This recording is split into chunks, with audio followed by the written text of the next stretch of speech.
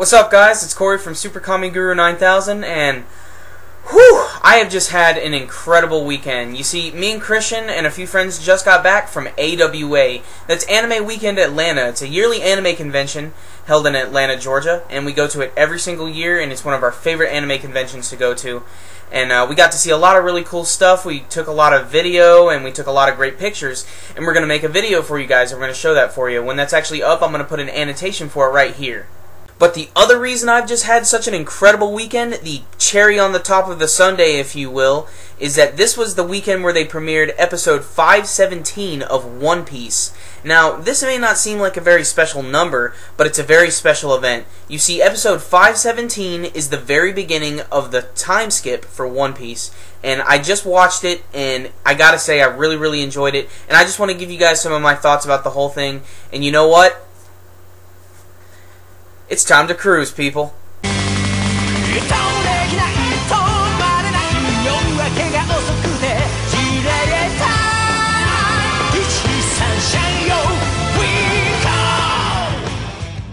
Now, as far as the actual episode itself goes, it was pretty simple and relatively easy to follow. And it followed the manga almost to a T. There were only a few minor little things they changed. Otherwise, the whole episode was really just a means of getting us introduced to all of the Straw Hat characters again, and seeing what's going to happen when they all come together. The story picks up about 2 years later, and we get to see that Luffy has just finished up with his training, and he's on the island with all of the giant animals, which he is definitely tamed at this point, and he's getting ready to head to Shabandi. After that, we get to cut away to Rayleigh, who is already in Shabandi right now, and he's in the bar having a drink, where Zoro finally shows up. Ironically, Zoro is the first one to show up, and he actually knows how to get there. This is just a good indicator of the fact that maybe Zoro has become a little bit more competent in his navigating abilities. Speaking of navigating, there's Nami, of course, who is here, and she's at the bar in Shabandi. And she is in there, and they happen to be in there with the fake straw hats, which are hilarious looking. And unlike the manga version, we do get voices for these characters now. And an interesting thing to note is for these characters, they're actually voiced by the actual Straw Hat voice actors. Just some of the roles happen to be mixed around a little bit. If you listen to them, you can kind of hear them. They're pretty funny. One of the most obvious ones is the fake Nami is actually voiced by Chopper's voice actor. It's really funny. Check it out. Next up on the list would be Sanji, who finally got off of the Kamabaka Island and has arrived at Shabandi, and it's great because when he makes his first appearance, he's got this great little bit where he puts this radar on, essentially, because he finally realizes that he's around real women for once, and of course this gets him really excited. How would it not? And it's really funny to see this again, and he's just like, screw you guys, I'm out of here, and that's how he's able to get there. We go back to the bar where Nami is at, and she's starting to be harassed by the fake Straw Hat pirates. And, of course she's, not just going to take their crap anymore. Luckily, though, Usopp happens to arrive, or Mansop as I like to call him now. He's arrived, and he is there to save the day. And you know what? He did something really badass. He used one of his brand new techniques known as the Pop Green, where he uses his Kabuto, and he launches this little green ball that when it explodes, it creates this giant Venus flytrap that erupts from the ground and will swallow anything that's there. It's really cool, and it goes to show that Usopp is awesome, and it's great because he puts up this little front like he's such a badass now, and then like a split second later he has like an Usopp freak out, which is just a great clarification. You're like, oh, he's changed in a sense, but at the same time he's still the same old Usopp, which we really like. Now, the other members of the Straw Hat crew are featured in this episode, albeit in a much smaller sense. We do get to at least see them there, so if you're a fan of at least any member of the Straw Hat Pirates, you're going to see them in this episode. We can see that Brook has become a famous pop star or rock star, and he's actually performing in a concert, performing one of his biggest hits, Bone to Be Wild. It's pretty hilarious looking. We also get to see what's going on with Robin. She has also made her way into town, and she seems to be being followed by two men in black suits. Luckily, she has a new clone ability, and she's able to throw them off by, getting them away from her.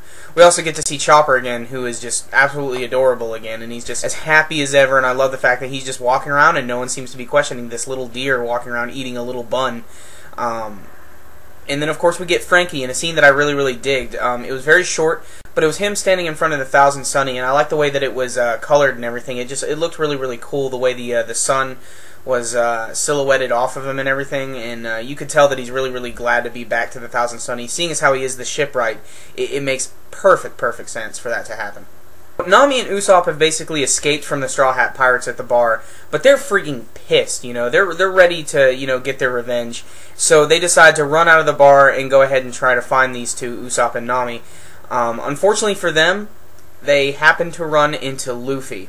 And that's where the actual episode comes to an end in a very, very classic fashion. Luffy has finally made it into town, and he accidentally bumps into the fake Luffy and knocks him over. And this, of course, gets ready to start a fight between the two. But the episode actually ends with Luffy just realizing what he did, and we get the classic to be continued screen.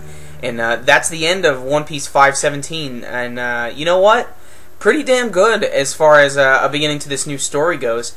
And that's saying a lot. You know, I was really, really afraid when they were going to do this time skip, because I thought they were going to fall into the old stereotypes that a lot of other time skip shows do. You know, seeing as how this isn't like One Piece Z or One Piece Shippuden or anything. You know, the tone hasn't really changed that much. You know, I expected a lot of the music pieces to change, and some of them have, but mostly it's the same stuff, and I really like that. And I think that was Oda's intention as well.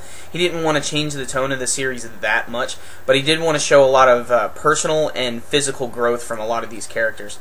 And I think that's what we're going to see a lot of in the upcoming stuff in the arcs and everything. One thing I do want to talk about, however, are the opening and the eye catch. First and foremost, the opening is really, really good.